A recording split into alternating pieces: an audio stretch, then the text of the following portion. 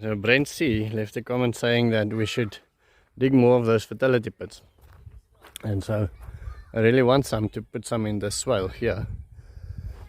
However, we want to do a crossing over here, so we need to roll out bohm there. Then if I put it next to the pig pen, then it is too close to that wash. If I put it on this side, over here somewhere, it would probably work. In fact, for this wash, the inlet of the swale coming from the top swale, it might stop erosion if we do a pit over here somewhere. But it is just too close to home, so I just want to figure out exactly what we want to, how we want to landscape this area. Right, so what I decided is to go along the swale and find a spot that I know we're not going to drive with a car, and I know there's not going to be any livestock, and I know there's not going to be any children necessarily riding bikes anytime soon. So what we sort of do is create something like this, just a little bit deeper. This is now a wash, but you can see it's still wet 3 or 4 days later after the rain, and we want to have every year and there super concentrated pits where we can super concentrate water. So water will infiltrate there, for instance, but it will super concentrate there. It will infiltrate there, but it will super infiltrate in that wash over there. So just before we go there, I quickly want to show you, this morning I made a video of the birds taking up all of the seeds, but there is still, even with the birds being destructive, there is still millions and millions of plants coming up and doing their job, even if it is just a traditional way of planting them. So it's not all lost. Anyway, so fertility pits. The first one I dug on the top swale, it kept water for days, kept moisture for days, so it really does work. The basic idea behind a fertility pit is a hole inside of the swale where the water can super concentrate. So I said to myself, this is just far enough from that super concentration point to here, and then there's that pit that's also sort of serving as a super concentration pit over here. And so that hole, you see, this is still wet as well, even though it wasn't even connected to the swale yet. Super concentration point. And so we'll be digging a hole here, and I said to Lucas it must be as deep as he is.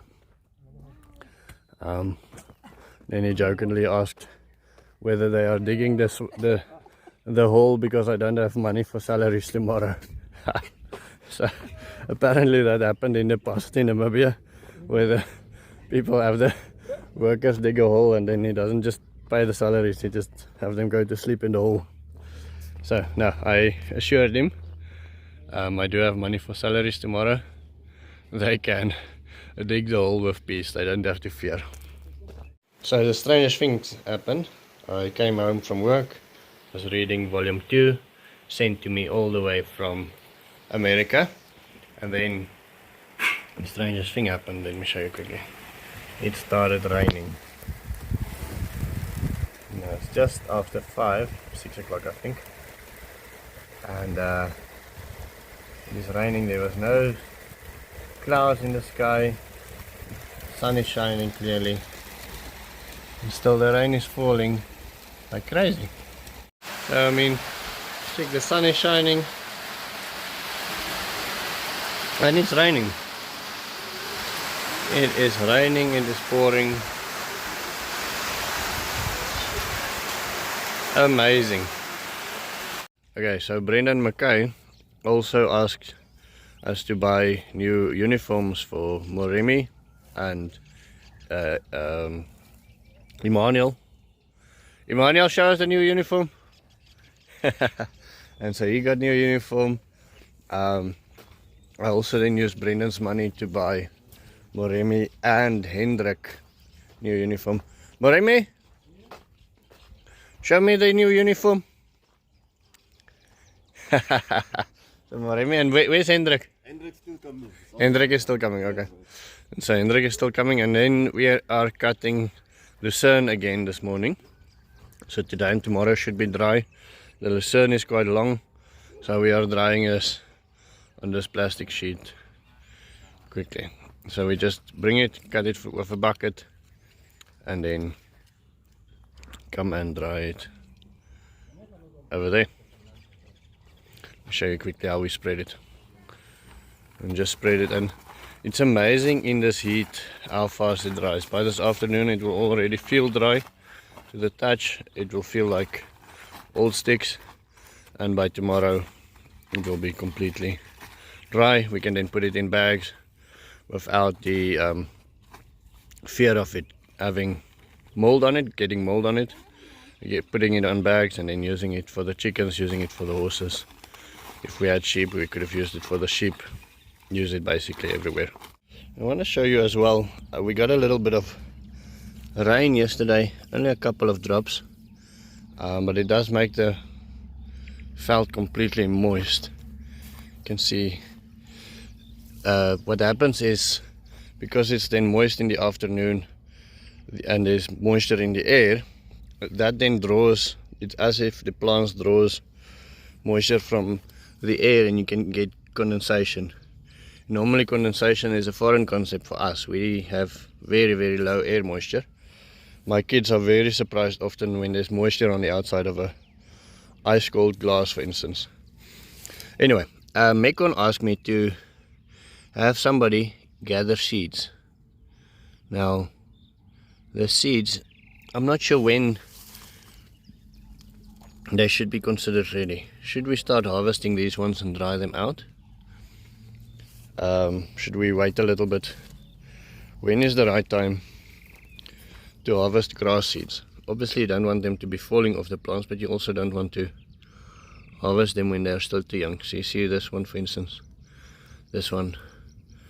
I'd like some advice from the YouTube comment section. And then what I'll do is, I'm not going to put the guys on my own land to harvest the seeds. I'll put them in that piece of land that's supposed to be for my benefit, but it's used by everybody at the moment, and have them harvest seeds there. So these ones will seed and fruit and go into fruition here on the land. And this is quite a natural or a healthy part that live. Yeah, we actually planted some of that rough corn, or the unspiced corn, untreated corn in this area. And so I see here's one that the birds never got to, and it's actually, you know what these guys are, those guys are a pest coming every couple of years. So I saw a couple of them over the last couple of days. I'll blow one up and put it on the screen. Creek is what they're called. We have thousands, it's a locust.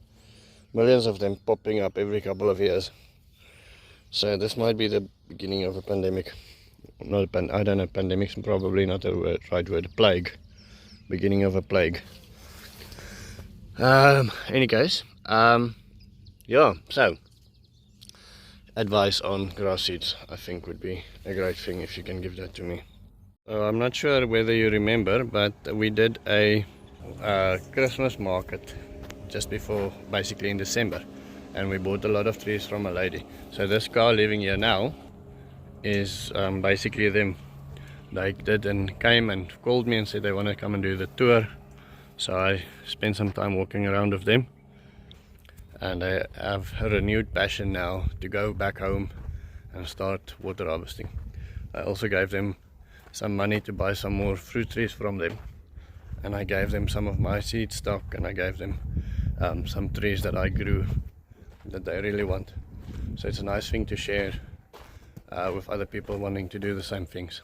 In here, hours wise, between yesterday and today, I would say we'd spend about 4 hours digging holes, but I want to show you the old other one quickly. Right, so this is the mulch pit, the fertility pit on our main swale, and this one is a little bit shallow, or not as wide. It's about 1 meter by 2 meters, and then it's rather deep. But if you dig down below all the live, then you can see the moisture popping up everywhere and even extending outwards. Yeah, you can see it in the sun. There's moisture in the sun here, coming from below with the capillary effect. So if you had a tree growing here or behind the swale here, that would have been something big already. That's the idea behind these pits. I actually see the boys planted marula trees here, and it's not bad. I wanted them to plant them further away, so we'll have to get more marulas, I think, in the long run, to fill up this whole swale. But anyway, so that is the end of my story. Tomorrow is Saturday. That means that I will have a lot more time on the farm. Hopefully we'll get a lot more done, and I want to thank all of you for your support. I will see you tomorrow. Have a wonderful day.